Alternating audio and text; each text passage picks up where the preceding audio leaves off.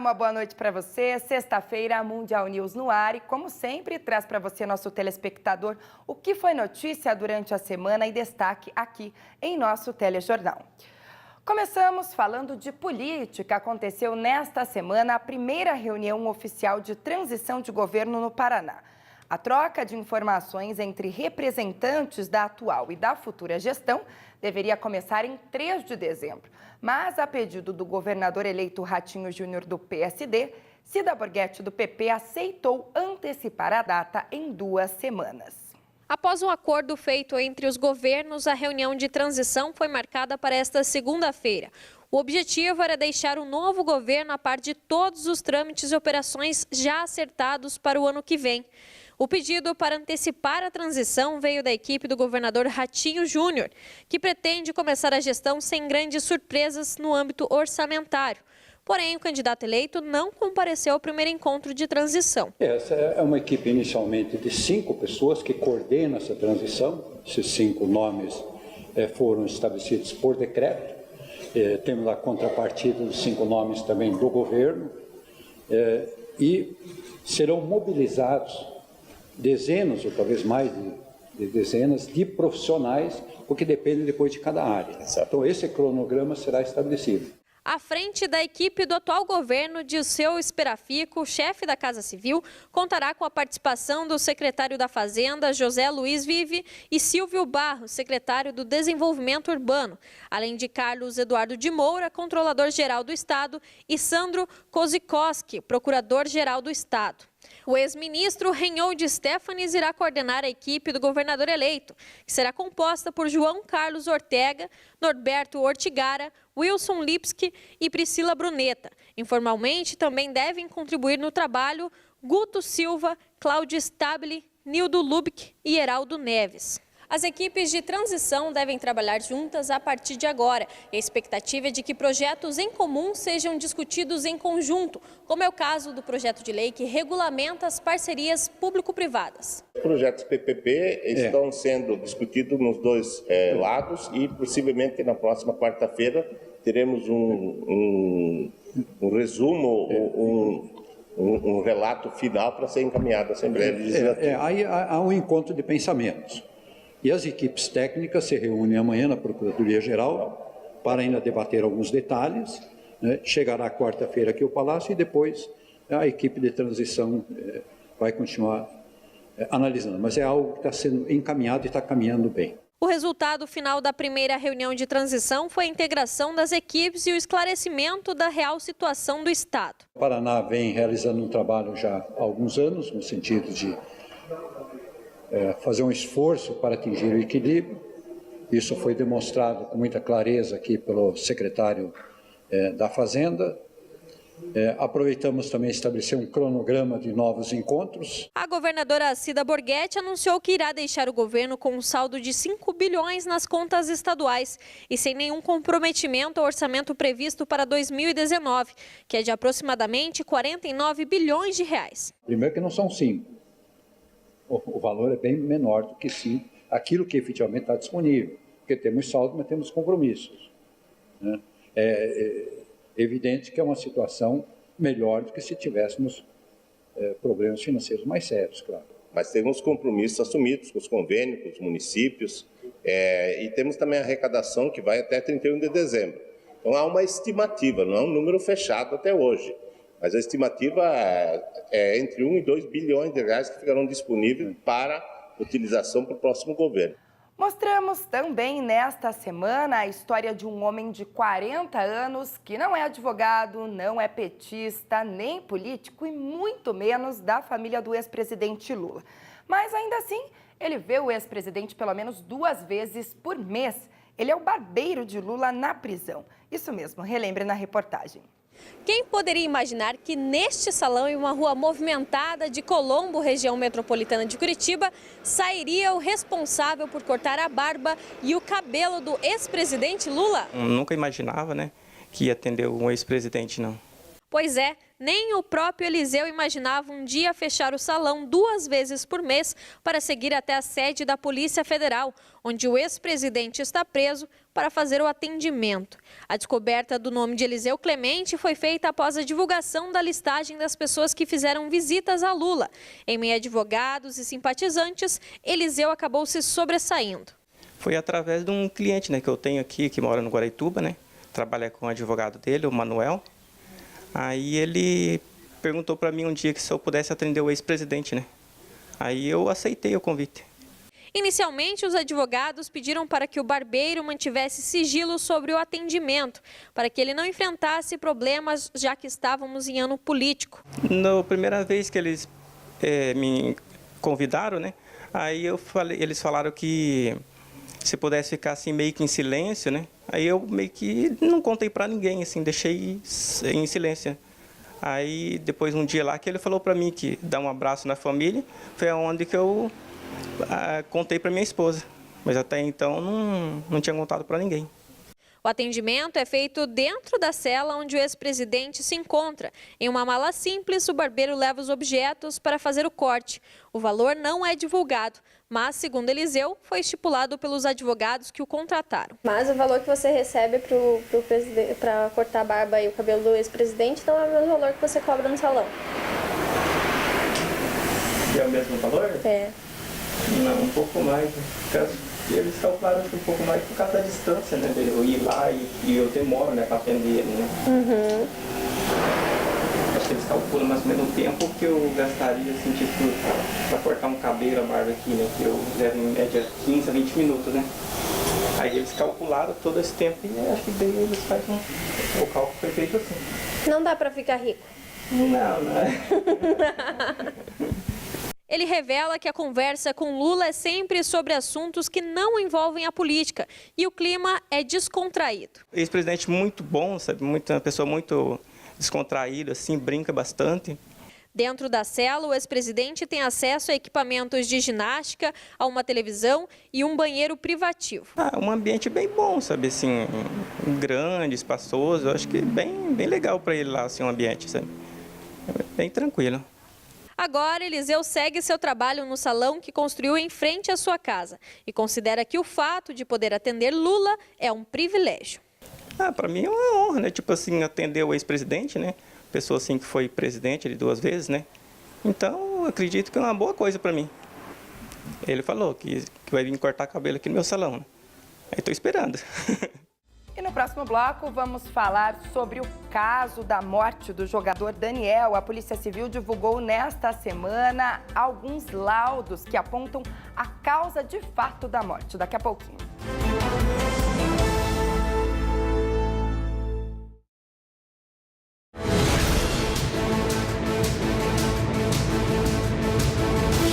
Vem aí a maior premiação da música cristã brasileira, com os artistas mais renomados do cenário gospel. Em sua 4ª edição, Troféu Gerando Salvação. Dia 10 de dezembro, no Credit Card Hall.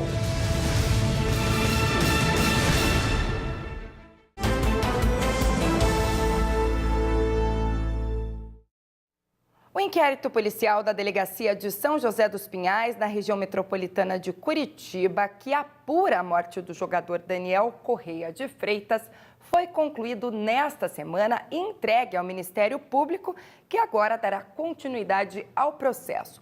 O documento, com mais de 370 páginas, traz ainda o resultado de 2 laudos que apontam a causa da morte do jogador. A Polícia Civil de São José dos Pinhais, responsável pela investigação do caso do jogador Daniel Correia de Freitas, de 24 anos, morto e mutilado há 25 dias, concluiu o inquérito policial na tarde de ontem. O desfecho terminou com a prisão de 7 pessoas, entre elas Edson Brites, acusado de matar e mutilar o jogador. A gente forma uma conclusão diante de um conjunto de provas. A gente não forma uma conclusão baseada unicamente numa única palavra, num único relato, num único laudo. Eu acho que todo o conjunto me autoriza a dizer aqui para vocês, afirmar perante a sociedade, perante todos, que realmente o crime foi brutal. Ele é doente, ele não agir dessa forma, com essa frieza, com essa ausência de remorso. Tanto é que ele mata, ele volta para casa, ele manda limpar a casa e ainda pede que façam comida, façam um estrogonofe para ele.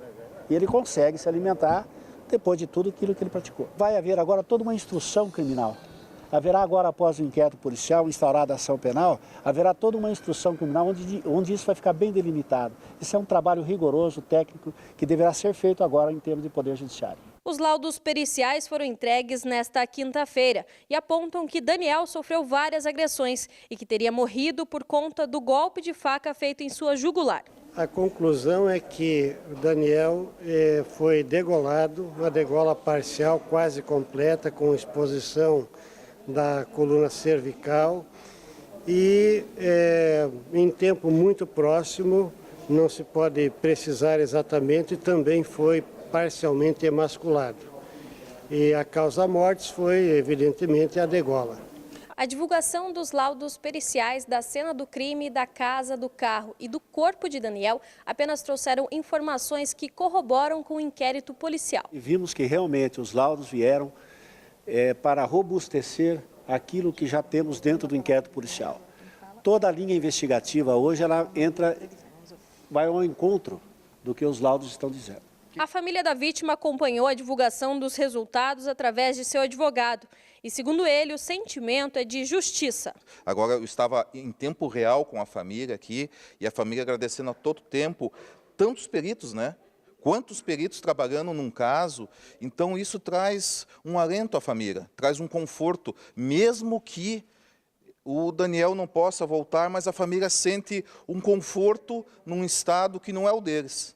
Policiais civis de todo o país realizaram nesta semana a terceira fase da Operação Luz na Infância, que apura crimes relacionados à pornografia infantil. 61 pessoas foram presas em flagrante. Os detalhes na reportagem que exibimos, inclusive, ontem aqui, relembre. O Ministério da Segurança Pública deflagrou a Operação Luz na Infância 3, que tem foco no combate à pornografia infantil. Através de uma força-tarefa que envolveu várias esferas policiais, inclusive agentes internacionais na Argentina. Bem, na verdade, foi feito inicialmente um trabalho de inteligência pela Diretoria de Inteligência do Senasp, né, lá em Brasília. De lá, eles encaminharam todo o material para que nós pudéssemos confirmar as investigações. Foi instaurado um inquérito policial, não só aqui em Curitiba, como em todos os núcleos das localidades dos demais alvos, e além da Delegacia da Mulher de Paranavaí. E após disso foi pedido o mandado de buscas, né, para fim de que fossem confirmados que os alvos de fato tinham material de pedofilia. E hoje foi deflagrada essa operação que aconteceu em todo o Brasil.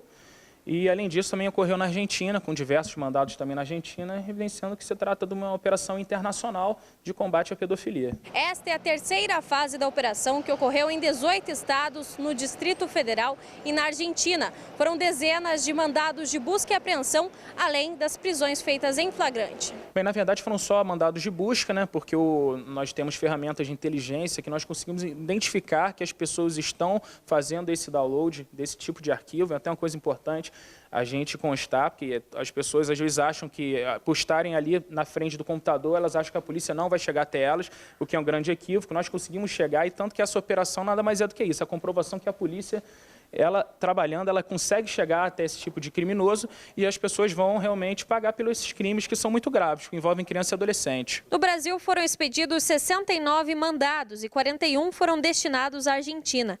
Em todas as fases da operação foram presos 424 pedófilos, 61 deles detidos hoje. No Paraná foram 5 flagrantes e os criminosos são todos homens com idades entre 20 e 65 anos. Nós temos 2 prisões aqui em Curitiba, que foram efetuadas pelo NUCRIA de Curitiba, com o apoio da Delegacia do Adolescente, do NUCIBER, da Agência de Inteligência. E, além disso, foram feitas uma prisão em Maringá e Mandaguari, feita pelo NUCRIA de Maringá, com o apoio da Subdivisão de Maringá e do DENARC de Londrina. Também foi feita uma prisão em Cascavel, sendo feita pelo NUCRIA de Cascavel, com o apoio da Subdivisão de Cascavel. Todos homens, nós temos 3 jovens, mais ou menos de idade de 21 anos, 24 anos, e 2 já idosos, né, que teriam 61 anos já aproximadamente. A operação contou com agentes de divisões especializadas, inclusive em cybercrimes, identificando os possíveis criminosos. Durante as buscas foram encontrados diversos HDs externos, computadores, CDs e DVDs com conteúdo pornográfico. Bem, foi recolhido bastante material, não só aqui em Curitiba. Dos 3 alvos que nós tínhamos aqui em Curitiba, em 2 deles nós conseguimos fazer a prisão. Inclusive, um alvo desse, realmente foi recolhido bastante material, equipamento, HDs externos, mídias, né, CD e DVD. Inclusive até um bloco de anotações que ele catalogava a pedofilia ou pornografia já de acordo com o gênero, né? E, inclusive, ele está preso hoje lá no Nucria. E realmente foi verificado que ele tinha bastante conteúdo armazenado. Entre os crimes identificados na operação estão o armazenamento, o compartilhamento e a produção de pornografia infantil. E as penas variam de 1 a 8 anos de prisão. E no próximo bloco o assunto é Black Friday. Todo cuidado é pouco na hora de escolher os produtos nessas promoções. Daqui a pouquinho.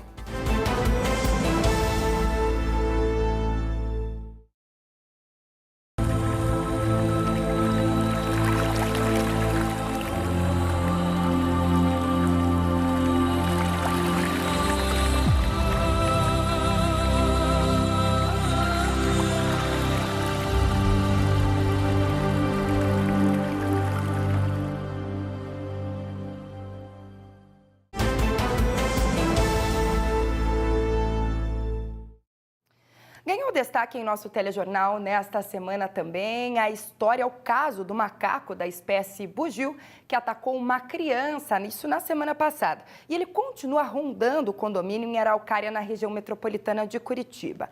A menina de 1 ano e 10 meses já passou por uma cirurgia na face e os moradores do local agora temem um novo ataque. O macaco da espécie bugio vem sendo o principal assunto deste condomínio residencial em Araucária. O animal apareceu há alguns meses e vive em um bosque do condomínio. Porém, na última semana, ele atacou uma criança de 1 ano e 10 meses dentro de casa. Então, tudo ocorreu da seguinte forma. Minha esposa minha filha mais velha e a minha nenezinha que foi atacada na mesa ali, né? Minha esposa estava auxiliando minha filha mais velha na atividade da escola. Aí ela se ausentou, ela entrou no quarto, porque nós moramos num apartamento, é pequeno, é questão de metros, ela entrou no quarto buscar alguma coisa para auxiliar na atividade, foi segundos ela ouviu o grito das duas, né? Quando ela voltou, ela pegou o macaco já em cima da nossa filha menor, né? Já tinha mordido a cabeça dela, derrubou ela no chão e fez um ferimento, assim, ela tomou 7 pontos na testa. E ela grudou ele pelas costas, assim, pelo pelo dele e jogou para fora de casa, né? A criança foi hospitalizada e precisou passar por uma cirurgia plástica no couro cabeludo, além de levar 7 pontos na testa. Fisicamente ela está bem, né? Tá uma criança normal, só que o trauma psicológico é muito grande, sabe? Ela não pode ver desenho de bicho, ela não pode ver uma foto que ela se assusta, começa a chorar. Então ela está extremamente chocada, abalada, né? E outra, os médicos falaram que ela vai precisar passar por uma nova cirurgia, né? Vão pôr um expansor de pele para que junte uma pele suficiente para que eles possam preencher o espaço onde o macaco retirou a pele ali. Mas o medo de voltar para o apartamento onde tudo começou fez com que a família permanecesse na casa de parentes. Então isso é um sentimento de revolta, né? Porque você batalha para ter o seu lar, aí infelizmente ocorre esse imprevisto, né, um ataque do animal lá dentro, e a revolta é por parte das autoridades não fazerem nada, né? Como eu já disse, eu não queria que eles vissem como um órgão público a situação, né? Mas que eles enxergassem como um pai, como um avô, que eles vejam que tem mais crianças lá que estão correndo risco, né? Porque o macaco está lá, está solto, então, e o condomínio é repleto de crianças, então todos estão correndo risco. O síndico do local vem tentando resolver a situação desde o primeiro aparecimento do animal há 3 meses. Faz mais ou menos uns 2 a 3 meses que ele apareceu, começava uma vez ou outra só ele aparecia, mas agora com frequência mesmo faz mais ou menos uns 40 dias. Quando ele começou a aparecer no condomínio, eu já busquei os órgãos competentes, né, para auxiliar a gente a fazer a retirada dele aqui. A gente já estava prevendo o que ia acontecer, que ele ia fazer algum ataque a alguma criança ou algum adulto que seja, né? Então a gente já procurou a Secretaria do Meio Ambiente, o IBAMA, procuramos também a Força Verde, né? E a gente não teve retorno nenhum também do IAP, também não. O ataque aconteceu na semana passada, mas por conta da burocracia, nenhum órgão competente se pronunciou ou fez a retirada do animal, que continua caminhando livremente pelo condomínio. Em nota, a Prefeitura de Araucária informou que não tem atribuição legal para retirar animais de vida livre, mas que vem tentando auxílio da Força Verde, da Secretaria de Meio Ambiente e até mesmo da Prefeitura de Curitiba, mas sem sucesso. Sim, a gente procurou as autoridades, os órgãos competentes, e eles continuaram jogando um para o outro. Após um período, a Secretaria de Meio Ambiente de Araucária entrou em contato com a Força Verde para fazer uma força-tarefa para que pudesse retirar o macaco daqui. Mas não teve a liberação do IAP, então eles ficaram de mãos atadas também. Pois é, a gente precisa de ajuda dos órgãos. Ontem eu tive em reunião com o IBAMA, eles ficaram de vir na data de hoje fazer uma vistoria e ver a possibilidade de retirada do macaco, já que os outros órgãos estão lavando as mãos. Estabelecimentos comerciais e sites de venda online prometendo grandes descontos em ofertas imperdíveis durante a mega liquidação da Black Friday. A data oficialmente aconteceu hoje, mas segundo as propagandas, essas ofertas devem se estender durante todo o final de semana. Portanto, o consumidor precisa ter alguns cuidados para não se tornar vítima da chamada Black Fraud e ser enganado por ofertas falsas. Dia 23 de novembro é marcado como a Black Friday de 2018. A data é promovida pelo comércio e traz descontos de 30%, 40% e até 50%. Mas tantos atrativos para comprar demandam muito cuidado. Nesta época, criminosos tentam induzir o consumidor a entrar em sites falsos, roubar senhas de cartão de crédito e existem também os falsos descontos, oferecidos por empresas que tentam forjar as promoções. Evitar clicar em sites que recebe ou em links que recebe das redes sociais, WhatsApp, Facebook, e-mail. Por quê? Porque pode haver o direcionamento para um site fraudulento. Né?